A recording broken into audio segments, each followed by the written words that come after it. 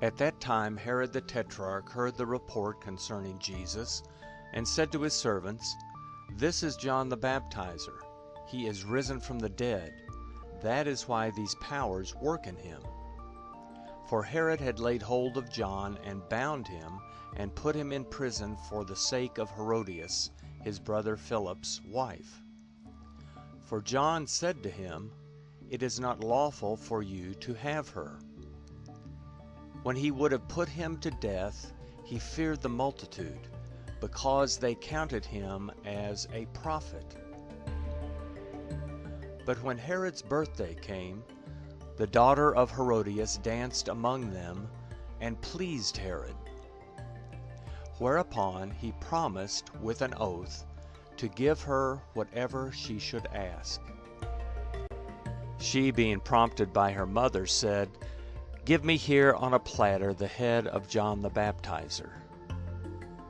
The king was grieved, but for the sake of his oaths, and of those who sat at the table with him, he commanded it to be given, and he sent and beheaded John in the prison. His head was brought on a platter and given to the young lady, and she brought it to her mother. His disciples came and took the body and buried it, and they went and told Jesus. Now when Jesus heard this, he withdrew from there in a boat to a deserted place apart. When the multitudes heard it, they followed him on foot from the cities. Jesus went out, and he saw a great multitude. He had compassion on them and healed their sick. When evening had come, his disciples came to him, saying, "This place is deserted, and the hour is already late. Send the multitudes away, that they may go into the villages and buy themselves food." But Jesus said to them, "They don't need to go away. You give them something to eat." They told him, "We only have here 5 loaves and 2 fish." He said, "Bring them here to me." He commanded the multitudes to sit down on the grass. And he took the 5 loaves and the 2 fish, and looking up to heaven, he blessed, broke, and gave the loaves to the disciples, and the disciples gave to the multitudes. They all ate and were filled. They took up 12 baskets full of that which remained left over from the broken pieces. Those who ate were about 5,000 men, besides women and children.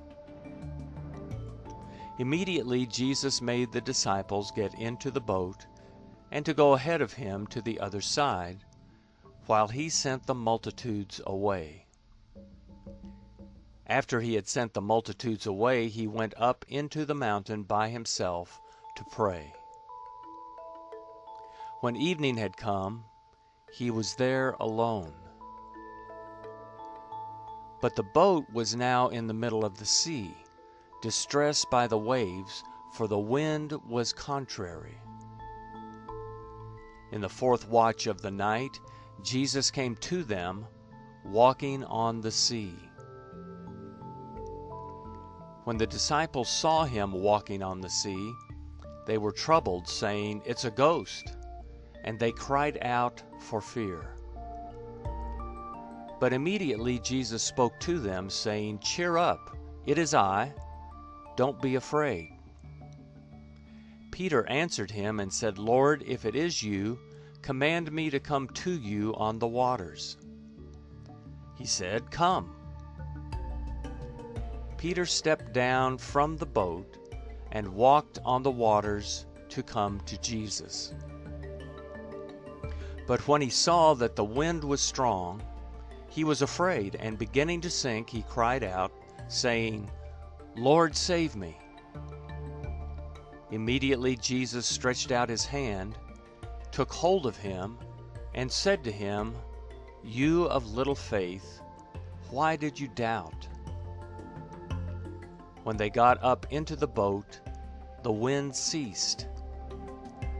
Those who were in the boat came and worshipped him, saying, "You are truly the Son of God." When they had crossed over, they came to the land of Gennesaret. When the people of that place recognized him, they sent into all that surrounding region and brought to him all who were sick, and they begged him that they might just touch the fringe of his garment. As many as touched it were made whole.